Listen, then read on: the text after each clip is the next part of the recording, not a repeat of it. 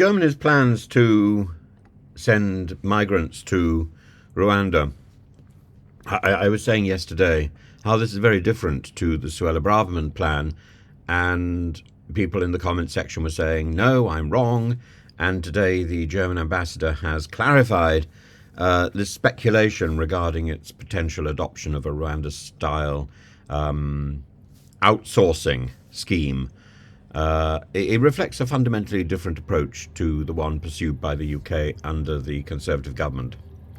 And despite reports suggesting that Germany might repurpose asylum accommodation in Rwanda, initially planned for Britain's scrapped initiative, Germany has unequivocally denied any plans to deport asylum seekers to Rwanda. Instead, Germany's focus lies on processing asylum claims in third countries under a UN-backed scheme, maintaining its commitment to international humanitarian law.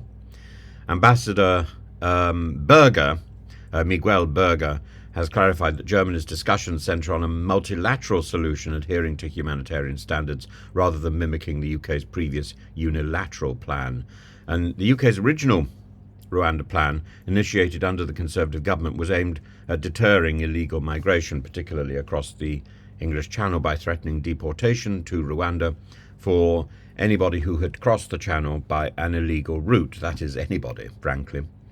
And this plan, however, faced substantial controversy and was widely criticised both domestically and internationally. It was ultimately scrapped by the Labour Party, by the Labour government under Sir Keir Starmer, who labelled it costly and ineffective and a gimmick. According to Starmer, the $700 million spent on the scheme resulted in only 4 volunteers agreeing to deportation to Rwanda, rendering the policy impractical and inefficient.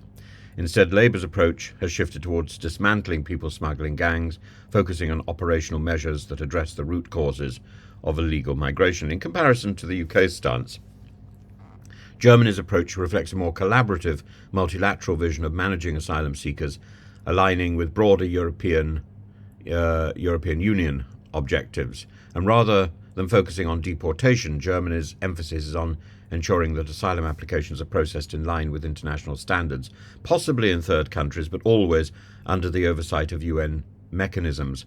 So the Italian-Albanian cooperation on migration offers yet another angle to consider. Italy has been exploring options to outsource the management of migrants to Albania, including housing and processing asylum seekers in Albanian territory. And while this plan has not gained the same international attention as the UK's Rwanda proposal, it signals a broader trend in Europe where countries are seeking to externalise aspects of their asylum processes to non-EU states. And this reflects a growing inclination towards outsourcing immigration management, yet it still remains distinct from the unilateral deportation-focused Rwanda scheme. So yesterday I thought that the idea about Rwanda for Germany was that this would be a place to send those migrants who had failed to achieve refugee status. It seems not. It seems that this will be a holding centre for migrants who are in the process of making their application. Should they be successful, they will be sent back to Germany. So in fact, this would be very similar to the Italian-Albanian agreement. I think it still falls at the hurdle about whether or not Rwanda is a safe country, because while there is still no formal investigation, no formal documentation, paperwork to support a evidence of an investigation, a formal investigation into the deaths of the 13 refugees and the 13 refugees who were killed, the 23 who were seriously injured by militia in 2018, I don't see that any European country can conclude that Rwanda is safe. Both the British, the Italian, and now the German plans, whether outsourcing to Rwanda or Albania, are controversial because of their potential to bypass the established asylum protocols within the EU.